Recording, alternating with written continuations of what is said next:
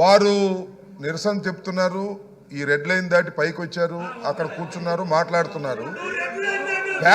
పేపర్లు చించి మీ మీద వేయటం వల్ల అవమానం జరుగుతుందని మేము ఫీల్ అవుతున్నాం.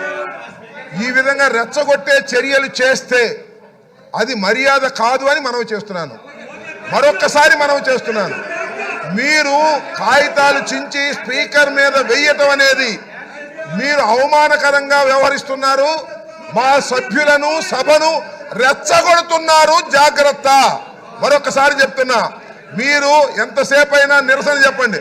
మీరు ఇక్కడ కూర్చుని ఎవరు లేరని కాదు, ఊరికి కాగితాలు చింపి స్పీకర్ మీద వేసి అవమానకరంగా మాట్లాడటం, అవమానకరంగా జెక్చర్స్ ఇవ్వటం పట్ల తీవ్ర నిరసన వ్యక్తం చేస్తున్నాం.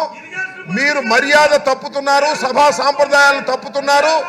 ఇలా సభా సాంప్రదాయాలు తప్పితే మేము కూడా తప్పవలసి ఉంటుంది అనేది గుర్తుపెట్టుకోండి. కాగితాలు చించి ఆ పుస్తకాలు చించి మీరు వేసేటటువంటి ప్రయత్నం చేస్తున్నారు. ఇది మర్యాద కాదు.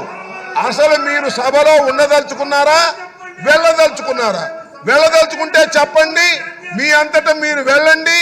ఒకటి లేదు, సస్పెండ్ చేయించుకుంటారా చేయించుకోండి, లేదు అలా కూడా వెళ్ళరు, మార్షల్తో నెట్టించుకుంటారా నెట్టించుకోండి. Options are yours. అంతే తప్ప ప్రతిసారి అడ్డం వచ్చి కాగితాలు చింపి, అక్కడ ఉన్నటువంటి అమూల్యమైనటువంటి కాగితాలు చింపి మీరు స్పీకర్ మీద వేయటాన్ని మేము నిరసిస్తున్నాం. అది తప్పుపడుతున్నాం, అది సాంప్రదాయం కాదని చెప్తున్నాం.